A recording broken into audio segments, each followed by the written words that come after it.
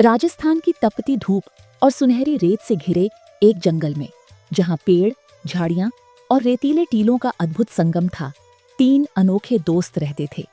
इन दोस्तों में शामिल थे गाय गौरी, कौवा कालू और पिल्ला मोती। ये तीनों न केवल जंगल में साथ रहते थे, बल्कि एक दूसरे का सहारा भी बने हुए थे। गौरी एक शांत और दयालु गाय थी। उसका दिल बड़ा था और स्वभाव में ममता भरी हुई थी। कालू एक चालाक और समझदार कौवा था, जो जंगल की हर घटना को ऊपर से देखता और अपने मित्रों को सतर्क करता। वहीं मोती एक छोटा और मासूम पिल्ला था, जो अपनी मासूमियत और जिज्ञासा के लिए जाना जाता था। इन तीनों की दोस्ती पूरे जंगल के लिए मिसाल थी। एक दिन मोती जंगल में भटक गया। वह अपनी माँ से बिछड़ चुका था और भूखा प्यासा था। चलते चलते वह थककर एक बड़े पेड़ के नीचे गिर पड़ा। गौरी उस समय वहां चल रही थी।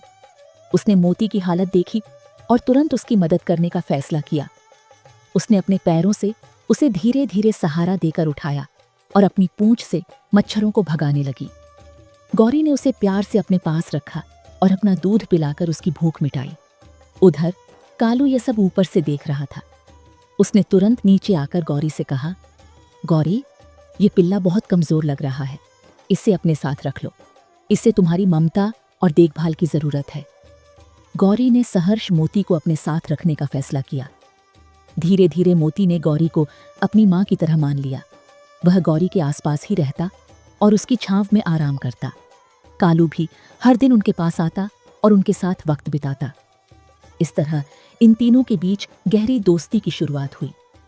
जैसे जैसे समय बीतता गया, गर्मी का मौसम बढ़ता गया।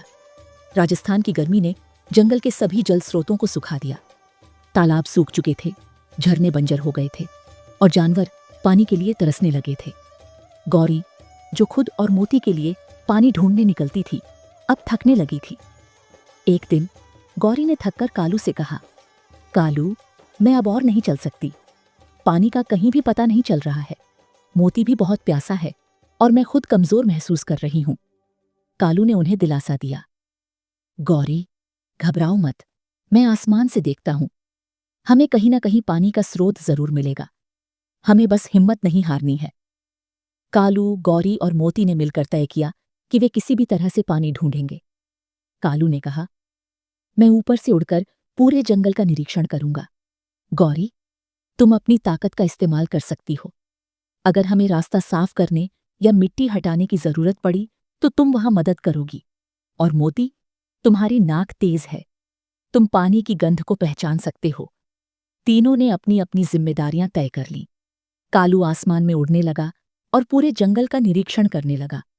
उसने देखा कि जंगल के एक पुराने कोने में एक सूखा कुआं है।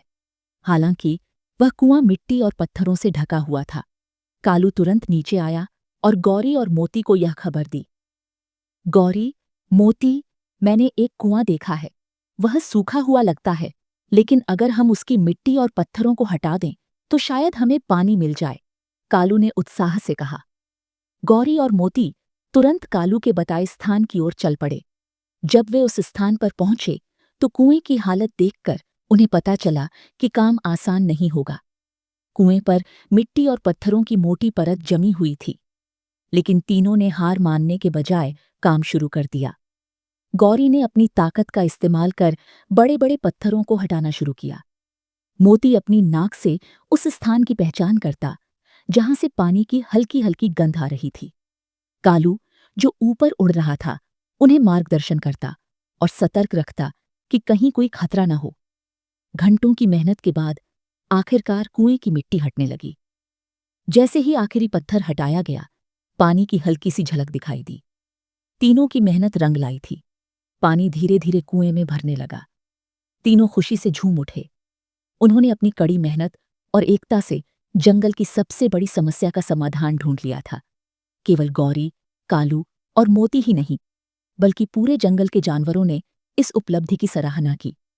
सभी जानवर उस कुएं पर आए और पानी पीकर अपनी प्यास बुझाई। इस घटना ने पूरे जंगल को एक बड़ा सबक सिखाया कि किसी भी समस्या का समाधान मिलजुल कर किया जा सकता है।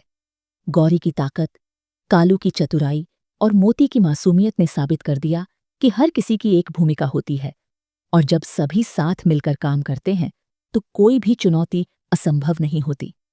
उस दिन के बाद गौरी, कालू और मोती की दोस्ती और भी गहरी हो गई। वे न केवल एक दूसरे का सहारा बने रहे, बल्कि जंगल के अन्य जानवरों के लिए भी प्रेरणा बन गए। गौरी ने कहा, आज मुझे गर्व है कि मैंने तुम दोनों के साथ मिलकर यह काम किया।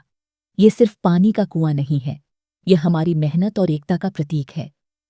कालू ने मुस्कुराते हुए जवाब दिया, और यह हमें याद दिलाता है कि किसी भी मुश्किल को हल करने के लिए हमें मिलकर काम करना चाहिए। मोती, जो अब थोड़ा बड़ा और मजबूत हो चुका था, अपनी मासूमियत भरी आवाज में बोला, हमेशा साथ रहेंगे, चाहे कोई भी मुश्किल क्यों ना आए। जंगल का वह कुआं अब एक नई शुरुआत का प्रतीक बन गया था। हर जानवर जब भी वहां पानी पीने आता तो गौरी, कालू और मोती को धन्यवाद देता। तीनों दोस्त हर शाम उसी कुएं के पास बैठते, एक दूसरे से बातें करते और अपने भविष्य की योजनाएं बनाते। उनकी कहानी पूरे राजस्थान में फैल गई। यह केवल एक जंगल की कहानी नहीं रही, बल्कि यह संदेश बन गई कि दया, चतुराई और मेहनत से हर समस्या का हल संभव है।